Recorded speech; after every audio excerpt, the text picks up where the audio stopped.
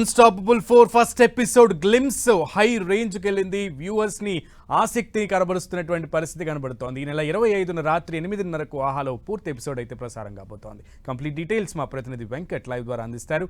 Venkat, unstoppable with NBK ఈ programme ఇప్పటికీ 3 seasons అయిపోవడం జరిగింది. ఇప్పుడు కొత్తగా మరొకసారి 4th సీజన్ షూట్స్ కూడా జరుగుతుంది.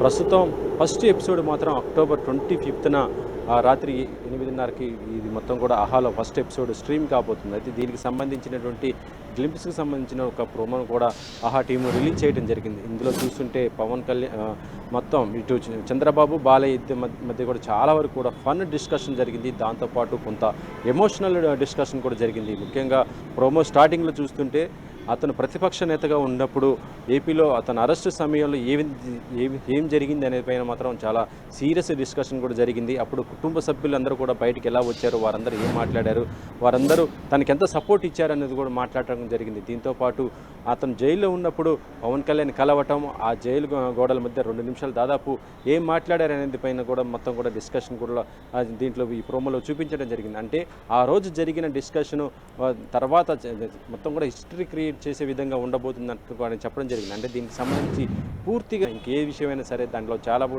చెప్పడం జరిగింది. ఫ్యామిలీకి చూస్తుంటే రొమాంటిక్ విషయాలు, అంటే తను ఏజ్లో ఉన్నప్పుడు ఏ విధంగా ఉన్నాడు, దాంతోపాటు రొమాంటిక్ సినిమా ఏదైనా చూశారు ఇద్దరు కలిసి అంటూ భువనేశ్వరిగాను చంద్రబాబు ఏదైనా సినిమా చూశారంటే దాన్ని మాత్రం కూడా చాలా ఫన్గా ఆయన ఆన్సర్ ఇవ్వటం మాత్రం చూడొచ్చు. ప్రేక్షకులకు మాత్రం ఈ ప్రోమో చాలా బాగా ఆకట్టుకుంది. ఇక పూర్తి ఎపిసోడ్ కూడా చాలా వరకు కూడా అందరిని ఆకట్టుకుంటుందని చెప్పవచ్చు. ఎందుకంటే ఆహాలో అన్స్టాపబుల్కి ఒక మంచి క్రేజ్గా ఉందని కూడా చెప్పవచ్చు. ఇది దేశవ్యాప్తంగా కూడా అత్యధికమైనటువంటి రేటింగ్తో ఉన్నటువంటి ఈ ప్రోగ్రాము ఇప్పుడు సీజన్ 4గా వస్తుంది. దీంట్లో ఫస్ట్ ఎపిసోడ్గా రాబోతుంది. కాబట్టి మళ్ళీ ఆహాలో ఇది ఒక సంచలనం అయితే సృష్టించబోతుందని చెప్పవచ్చు. అయితే రాజకీయాలకు సంబంధించి చంద్రబాబు మాట్లాడిన అంశాలు చూస్తుంటే తను ఇక భవిష్యత్తులో, అంటే తను ప్రతిపక్ష నేతగా ఉన్నప్పుడు ఏదైతే సమస్యలు అనుభవించాడో, ఎన్ని ఇబ్బందులు పడ్డాడో దానికి తగ్గట్టుగా ఆయన వ్యవహార శైలి కూడా ఉండబోతున్నట్టుగా ఈ ప్రోమోలో కూడా ఉండటం జరిగింది. తప్పు చేసిన వారిని ఎవరిని కూడా క్షమించను అంటూ కూడా ఆయన చెప్పడం జరిగింది. అంటే ప్రస్తుతం చూస్తుంటే ఇటు పొలిటికల్గా ఇది కొంత కాంట్రవర్సీ కూడా అవుతున్న పరిస్థితి అయితే ఉంది. అక్కడ వైసీపీ టీడీపీకి సంబంధించి రాజకీయ వివాదాలు ఎన్ని ఉన్నా కూడా దానిపైన కూడా చాలా చర్చ కూడా జరిగినట్టుగా మనం ఈ ప్రోమోలో అయితే చూపించడం జరిగింది. ప్రోమోలో మొత్తం ఎపిసోడ్కి సంబంధించినటువంటి మెయిన్ హైలైట్స్ అన్నీ కూడా దీంట్లో చూపించడం జరిగింది. కాబట్టి ఈ ఎపిసోడ్ ఇక అంటే 25న రాబోతుంది. కాబట్టి మరి దీన్ని మనం చూడాలి. మ్యాక్సిమం ఒక 1 అవర్ ఉండే అవకాశం ఉన్నట్టుగా మనకు తెలుస్తుంది. ఈ 1 అవర్లో ఎంత ఆహ్లాదకరంగా ఈ ఎపిసోడ్ జరిగింది, దీంట్లో ఎన్నెన్ని సెగ్మెంట్లు ఉన్నాయని కూడా మనం చూడాలి. మొత్తానికైతే అన్స్టాపబుల్ ఏదైతే ప్రోమో ఉందో అదైతే చాలా సక్సెస్ఫుల్ అయినట్టుగా చెప్పవచ్చు. వెంకట్, రాజకీయ నాయకులు కానీ లేదంటే సినీ సెలబ్రిటీలు కానీ వీళ్ళ యొక్క పర్సనల్ లైఫ్ మీద ప్రజలందరికీ కూడా ఒక ఉత్సుకత, అలాగే ఒక ఎంతూసియాసం అనేది ఉంటూ ఉంటుంది. సో వాళ్ళ పర్సనల్ లైఫ్లో అసలు ఏం జరుగుతుంది ఏంటి అనేది. కానీ ఇక్కడ ముఖ్యంగా ముఖ్యమంత్రి చంద్రబాబు నాయుడు విషయానికి వస్తే అదే ఉత్సుకత. ఆయన జైల్లో ఏం చేశారు, జైల్లో అసలు ఆయన్ని ఎలా ట్రీట్ చేశారు, జైల్లో పవన్ కళ్యాణ్ ఏం మాట్లాడారు, ఈ విషయాల గురించే ఎక్కువగా ట్రిగర్ అయ్యే అవకాశాలు ఉంటాయి. ప్రజలందరూ కూడా వీటి గురించే ఎక్కువగా ఎదురు చూసే అవకాశం ఉంది. దాని గురించి క్లియర్గా కూడా ఆయన తెలిపినటువంటి విషయం కూడా ఆ గ్లిమ్స్ ద్వారా చూస్తుంటే అర్థమవుతుంది కదా. అంటే ప్రస్తుతం మనం చూడొచ్చు. రైట్, ఆహా అన్స్టాపబుల్ 4th సీజన్ ఫస్ట్ ఎపిసోడ్కి సంబంధించిన గ్లిమ్స్ బయటికి రావడంతో బావా బామ్మరిది అలాగే ఒక ముఖ్యమంత్రి ఎమ్మెల్యే ఏం మాట్లాడుకున్నారు అనే దాని గురించే ఇప్పుడు టాక్ ఆఫ్ ద 2 స్టేట్స్ అయినాయి అని చెప్పాలి. సో దీనికి సంబంధించి మరింత సమాచారం మా ప్రతినిధి రవిచంద్రన్ అడిగి తెలుసుకుందాం. రవిచంద్, పొలిటికల్గా బావా బామ్మర్దులు కాకుండా ఒక ఎమ్మెల్యే హోస్ట్ చేస్తున్నటువంటి షోకి సీఎం హాజరైన నేపథ్యంలో ఎటువంటి కన్వర్జేషన్ ఉండేటువంటి ఆస్కారం ఉంది అనేది ప్రజల్లో చర్చ జరుగుతుందనుకోవచ్చా? సునీల్, ఏదైతే అన్స్టాపబుల్ 4 సీజన్ 4 సంబంధించి నందమూరి బాలకృష్ణ అదేవిధంగా ముఖ్యమంత్రి చంద్రబాబు ఇద్దరి మధ్య జరుగుతున్న సంభాషణ చూస్తే కనుక చాలా హైప్ అయితే కనిపిస్తూ ఉంది. ఎందుకంటే అనేక అంశాలు చంద్రబాబు జైలు జీవితం గురించి ప్రధానంగా ఇక్కడ ప్రశ్నలు వస్తున్నట్టు కూడా మనకి కనిపిస్తుంది.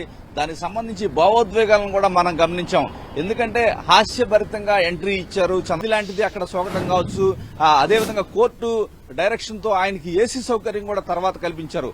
జైల్లో అనేక ఇబ్బందికర పరిస్థితుల్ని చంద్రబాబు ఎదుర్కొన్నారని పార్టీ వర్గాలు కూడా ఆ రోజుల్లో ఆరోపణలు చేశారు. జైల్లో సౌకర్యాలు కల్పించలేదని చెప్పారు. ఇవన్నీ కూడా జైల్లో ఏం జరిగింది 53 రోజుల్లోనే అంశాలకు సంబంధించి చంద్రబాబు ఏం చెప్పారు ఆహా ఇంటర్వ్యూలోనే సస్పెన్స్ అయితే కొనసాగుతుంది. అందరూ కూడా ఇంటర్వ్యూ ఎప్పుడు బయటకు వస్తుందని ఎదురు చూస్తున్నారు. ఎందుకంటే చంద్రబాబు జీవితంలో చాలా సంక్లిష్టమైన రోజులని చెప్పుకోవచ్చు. ఎందుకంటే ఏనాడు కూడా ఆయన ఏ కేసులు ఎదుర్కోవడం కావచ్చు, జైలు జీవితం అయితే గడపలేదు. ఆ జైలు జీవితంలో ఎటువంటి ఇబ్బందికర పరిస్థితులు ఎదుర్కొన్నారు ఏంటి అసలు, ఎందుకంటే ఆ తర్వాత అక్కడ కొంత బెయిల్ రాని పరిస్థితి కూడా కొంతకాలం ఉంది. న్యాయపరమైన ఇబ్బందులు కావచ్చు, మరోపక్క అధికార పక్షం నుంచి విమర్శల దాడి కావచ్చు. చంద్రబాబు జైల్లో ఉన్నప్పుడు న్యాయవాదులు మాత్రమే కలిశారు.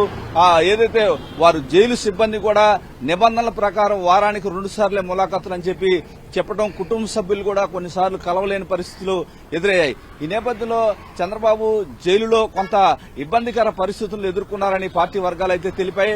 అప్పుడే ఆయనకి కొంత ఏదైతే ఆయనకి వేడి నీళ్లు కూడా ఇవ్వలేదనే ప్రచారం కూడా జరిగింది. అనేక సమస్యలను జైల్లో ఎదుర్కొన్నారు. ఇవన్నీ ఈ 53 రోజులు జైల్లో జరిగిన ఘటనలు మొత్తం కూడా చంద్రబాబు ఆహా ఇంటర్వ్యూలో వివరించినట్టు మనం గ్లింప్స్ చూస్తే కనుక మనకు అర్థమవుతుంది. ఇవన్నీ కూడా చాలా ఆసక్తికర పరిణామాలుగా మనకి కనిపిస్తున్నాయి. సునీల్, రవిచంద్, ముఖ్యంగా 3 పదాలు, ముఖ్యంగా కక్ష సాధింపు రాజకీయాలు, ఎవరిని వదిలిపెట్టను, థింక్ గ్లోబల్లీ, అలాగే ఈ 3 పదాలు కూడా ఆయన మాట్లాడినటువంటి 3 పదాలు కూడా ఇప్పుడు చర్చనీయాంశంగా మారాయనే చెప్పాలి. సో ఈ 3 పదాల గురించి ఆయన ఏం అబ్రివేషన్ ఇచ్చారని అనుకోవచ్చు? అంటే ముఖ్యంగా చూసుకుంటే కక్ష సాధింపు గురించి ప్రధానంగా ఇప్పుడు రాజకీయ పరిణామాల్లో కనిపిస్తుంది. ఎందుకంటే గత 5 సంవత్సరాలుగా చంద్రబాబు అనేక కక్ష సాధింపుకి, ఆనాటి ప్రభుత్వ కక్ష సాధింపుకు గురయ్యారనేది ప్రధానంగా వినపస్తున్న విమర్శలు. అదేవిధంగా చంద్రబాబుతో పాటు గత 5 సంవత్సరాలుగా టీడీపీకి సంబంధించిన అనేక మంది నాయకులు, కార్యకర్తలు అందరూ కూడా జైళ్లకు పోయారు. చాలా మంది అక్రమ కేసులకు ఎదుర్కొన్నారు, దాడులకు గురయ్యారు. ఈ నేపథ్యంలో టీడీపీ అధికారంలోకి వచ్చాక ప్రతి దాడులు ఉంటాయని, కక్ష సాధింపు ఉంటుందనే ఒక ప్రచారం అయితే జరిగింది. అటువంటి కక్ష సాధింపులు నేను చేయను, కానీ చట్టాన్ని రక్షిస్తాను, చట్ట ప్రకారం పోతానని చంద్రబాబు చెప్తున్నారు. అదే అంశాన్ని మరోసారి ఆయన తెరపైకి తీసుకొచ్చినట్టు కూడా మనకు కనిపిస్తుంది. ఆహా ఇంటర్వ్యూ ద్వారా దానికి కూడా సమాధానం చెప్పారు. ఎందుకంటే ఇప్పుడు రాష్ట్ర వ్యాప్తంగా కూడా టీడీపీ శ్రేణులంతా కూడా ఏదైతే గత 5 సంవత్సరాల్లో మనని ఇబ్బంది పెట్టినా ఎవరిని వదలకూడదనే ఒక గట్టి పట్టుదలతో వారైతే తమ డిమాండ్స్ అయితే పార్టీ అంతర్గత వేదికలుగా వినిపిస్తున్నారు. దీనికి చంద్రబాబు ఎప్పుడు చెప్తున్నారు, కక్ష సాధింపు రాజకీయాలకు నేను దూరంగా ఉంటాను, చట్టం ప్రకారమే పనిచేయాలి. అదేవిధంగా గత 5 సంవత్సరాల్లో చట్ట వ్యతిరేకంగా పనిచేసిన ఎవరిని వదిలిపెట్టను, వారిని చట్ట ప్రకారం శిక్షిస్తానని చెప్తున్నారు. ఇప్పుడు కొన్ని కారణాలు కూడా చంద్రబాబు ఆ ఇంటర్వ్యూలో చెప్పే అవకాశం ఉంటుంది. అదేవిధంగా అభివృద్ధి నినాదంతో ఆయన ముందుకు పోతున్న పరిస్థితి కూడా కనిపిస్తుంది. ఈ రోజు చూసుకుంటే కనుక జాతీయ డ్రోన్ సమ్మిట్ ని ఆయన ప్రారంభించారు. ఏదైతే ఆయన గత 4 నెలల క్రితం అధికారంలోకి వచ్చిన దగ్గర నుంచి కూడా జాతీయ స్థాయిలో పరిశ్రమల్ని తీసుకురావడానికి ఆంధ్రప్రదేశ్ లో గత టీడీపీ ప్రభుత్వ హయాంలో నెలకొల్పిన పరిశ్రమలన్నీ కూడా తర్వాత మొన్న 5 ఏళ్ల వైసీపీ ప్రభుత్వంలో వెళ్లిపోయాయని చెప్తున్నారు. వారందరినీ కూడా నచ్చజెప్పి తీసుకొచ్చి రాజధానిలో పెట్టుబడులు పెట్టించేందుకు చంద్రబాబు ప్రయత్నిస్తున్నారు. అందుకే థింక్ గ్లోబల్లీ అని కూడా చంద్రబాబు చెప్తున్నారు. ఎందుకంటే చంద్రబాబు గతంలో ఆయన 96 ముఖ్యమంత్రిగా ఉన్నప్పుడు విజన్ 2020 అనే డాక్యుమెంట్ తీసుకొచ్చారు. అదంతా కూడా ఇప్పుడు అమలు జరుగుతున్న పరిస్థితి. ఇప్పుడు 2047 అనే ఒక డాక్యుమెంట్ ని తీసుకొచ్చి అక్కడ ఆ సంవత్సరానికి సంబంధించిన ప్రణాళికలు, అప్పుడు రాష్ట్రం ఏ విధంగా ముందుకు పోవాలనే ప్రణాళికలు ఇప్పటి నుంచే వేస్తున్నారు. ఆ విధంగా చంద్రబాబు ఆయన ఆలోచనలు 20 సంవత్సరాల ముందుగా ఆలోచించడం అనేది ఆయనకు ఆయనమైతే అన్ని విషయాలు కూడా చాలా కూలశకంగా ఆహా ఇంటర్వ్యూలో వచ్చినట్టు మనకి గ్లిమ్స్ ద్వారా తెలుస్తుంది. ఏదైనా భావోద్వేగాలతో కూడిన ఇంటర్వ్యూలాగా మనకు కనిపిస్తుంది. ఆయన జైలు జీవితానికి సంబంధించి మరిన్ని విషయాలు బయట పెట్టే అవకాశం కనిపిస్తుంది. అదేవిధంగా కక్ష సాధింపు రాజకీయాలు నేను చేయనని కూడా ఒక మెసేజ్ అయితే చంద్రబాబు ఇచ్చినట్టు మనకు కనిపిస్తుంది. ఏదేమైనా ఆ ఇంటర్వ్యూ టెలికాస్ట్ ఎప్పుడవుతుందని టీడీపీ కార్యకర్తలు కావచ్చు, ఆంధ్రప్రదేశ్ ప్రజానికం అంతా కూడా ఎదురు చూస్తూ ఉన్నారు. Okay Ravichand, thank you. Right, ఇక ఆహా అన్స్టాపబుల్ కు సంబంధించి ఫస్ట్ ప్రోమో, సెకండ్ ప్రోమో ఒక్కసారి చూద్దాం. ఏది చెప్పినా మీరు మీదే చేస్తారు కదా. మీ ఫేవరెట్ స్పోర్ట్ ఏంటి బాబు? చిన్నప్పుడు స్టూడెంట్ డేస్ లో వాలీబాల్ ఎక్కువ ఆడేవాడు. హైట్ ఎక్కువ ఉంటాం కాబట్టి వాలీబాల్ అయితే ఈజీగా ఆడొచ్చని. బాల్ అడ్డు పడింది, అమ్మాయిని పడ్డారు అకేషన్ బట్టి. నాడు మీ నాన్నగారు ₹1,00,000 అడిగారు కదా, ఇచ్చేదాకా అన్నం తినడం మానేసి ఉంటారుగా. అంటే మానలేదు కానీ పెద్ద 2 లేసేవాడు, 4 రెడీ అయిపోయాడు, 5 గంటలకు రాకపోతే ఎక్కడున్నామని అడిగేవాడు. నాకుంది 3:00, 2:30, 3:00 లేచి అలవాటు. పెద్ద ప్రాబ్లం అంటున్నా. 3కి లేచి అందరికి ఇబ్బంది పెడతా ఉంటారు. కంపల్సరీగా నేను 5 గంటలకు ఆయన దగ్గరికి వెళ్ళాలి. వెళ్ళిన తర్వాత మళ్ళీ బ్రేక్ఫాస్ట్, ఈ డిస్కషన్ అన్నీ అయిపోతాయి, 6 గంటలకు అయిపోతాయి. అది అలవాటు అయిపోయింది, ఆయన క్రమశిక్షణ. అది ఇప్పుడు కూడా నేను ఫాలో అయ్యే పరిస్థితి. అది బా. సరే, మీరు ఎప్పుడైనా ప్రాంక్ చేశారు బా? అదేంటది?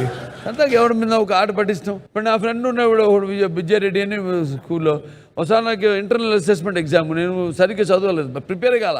వాడు శివైక్యం అయిపోయాడు, లింగైక్యం అయిపోయాడు అని బోర్డు మీద రాశాను. ఇమీడియట్గా ఆ సాలార్థం హాల్ ఉంది మా కాలేజీలో, అక్కడ కండలస్ మీటింగ్ పెట్టేశారు. ఆడు బతుకున్నాడు, ఊళ్ళో ఉన్నాడు ఆడు. అందుకని నేను ఎప్పుడు అల్లరి కృష్ణ అంటాను. చాలా పెద్ద కాంట్రవర్సీ అయిపోయారు, పంచాయతీ నేనే తీర్చాలి.